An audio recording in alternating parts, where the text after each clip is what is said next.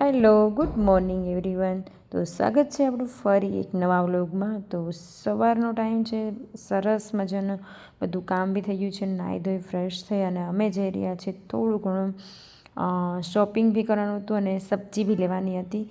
તો ફટાફટ હું ને મારી ફ્રેન્ડ ફ્રી થઈ અને વિચાર્યું કે ચલો આપણે ફટાફટ જઈ આવીએ, નહીં તો છોકરાને પાછું સ્કૂલનો ટાઈમ થઈ જશે લેવા માટેનો. તો બસ નીકળી પડ્યા છે લેવા માટે. અને જો ગૃહિણી હોય એને બધું જ યાદ કરીને વસ્તુ ઘરમાં લાવવી પડે. સબ્જી ના હોય, કઈ વસ્તુ કઠોળ ના હોય, કરિયાણું ના હોય, બધું પતી જાય એટલે આપણે એક લિસ્ટ બનાવીને રાખવું જોઈએ. તો હું તો જનરલી કેવું કરું, મને છે ને જે લિસ્ટ જોઈતું હોય ને લાવવાની વસ્તુ યાદ આવે ને એક રાખું વસ્તુ, તો એ ફ્રીજ પર લખીને રાખું.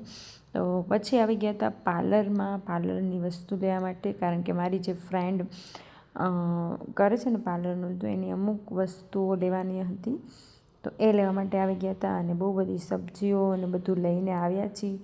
તો ફાઇનલી 2 કલાક પછી આ બધું જ લઈ અને આવ્યા છીએ. તો જનરલી કેવું હોય કે બધી જ વસ્તુ આપણે યાદ કરીને લાવવી પડે. તો હું તો એક વસ્તુ નોટ જ કરી લઉં છું, તો ઇઝીલી આપણે યાદ રહી શકીએ. પછી જ્યારે લેવા જઈએ ત્યારે એક વસ્તુ જે હોય એ ભૂલી જ જવાય. તો જો ફ્રૂટ્સમાં એક પ્લમ હતા ને, બહુ મસ્ત હતા, એકદમ ટેસ્ટી હતા.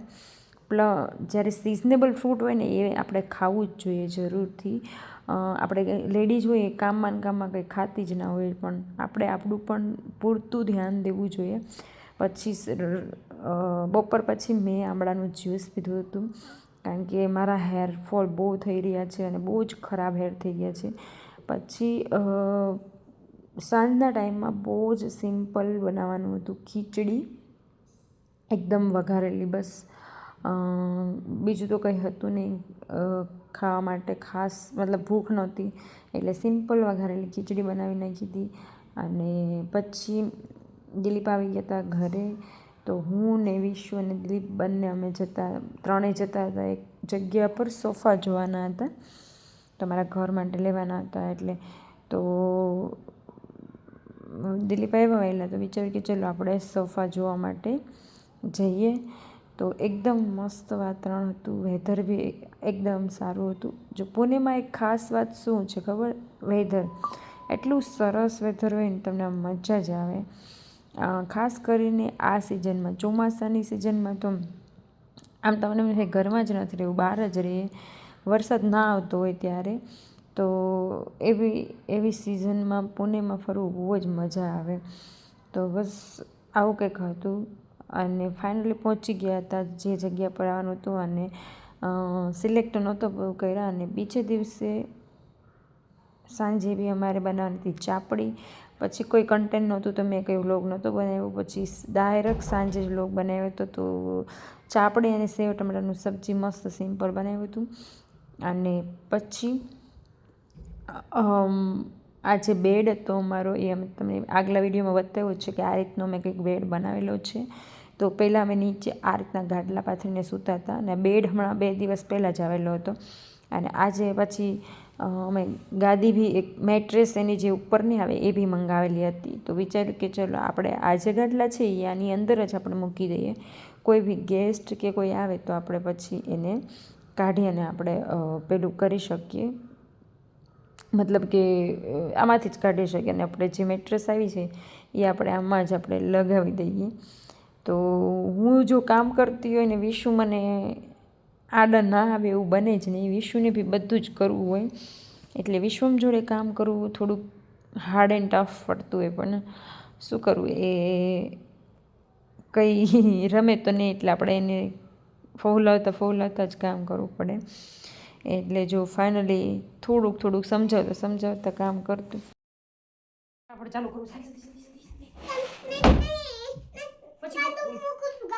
પછી આમાં ઉપર મૂકવાનું, આપણે કેવું નીચે સુતા હતા ને.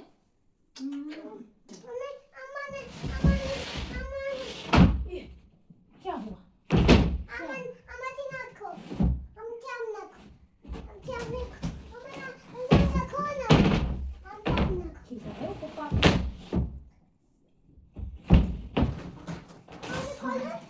खोली दो। તો જો આ આવી ગઈ હતી અમારી વેટ ફિટની ગાદી. વેટ ફિટની ગાદી જે છે મતલબ મેટ્રેસ એ બહુ જ કમ્ફર્ટેબલ હોય છે અને 100 દિવસની ટ્રાયલ બી હોય, ના ફાવે તમે રિટર્ન બી કરી શકો છો. તો આજે એનું અનબોક્સિંગ કરીએ.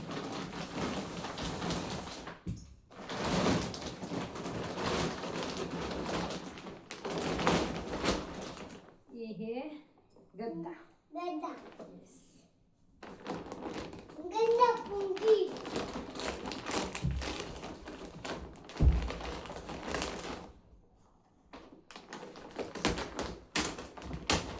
ये है गद्दा.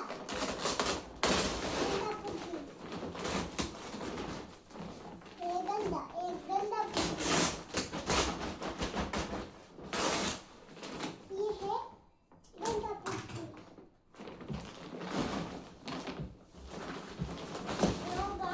बाजू.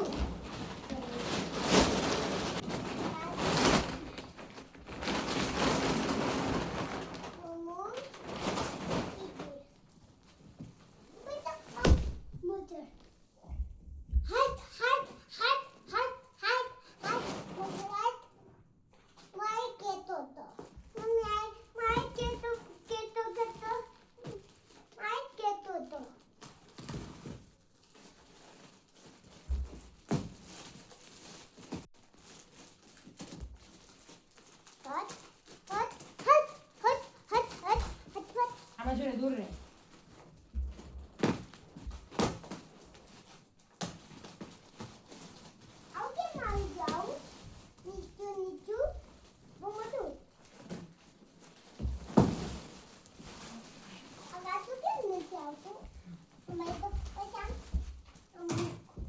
એ બહુ ફોર્ટેબલ છે.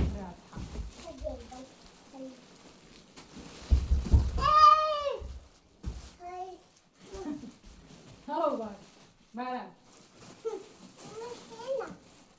બાર બાર.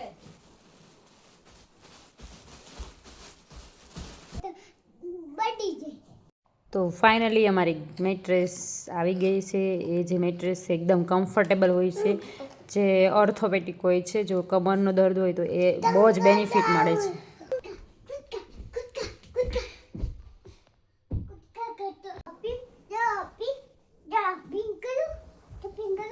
આ બાજુ રે.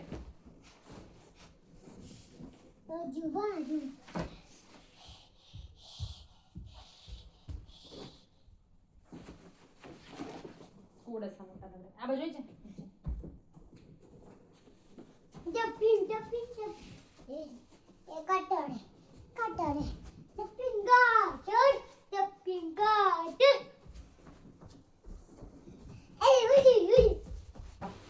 હાલ તો નીચે આવ. હવે ના ખોંદાય. ચલ મામા બેઠી પાથરી દૂર રહે.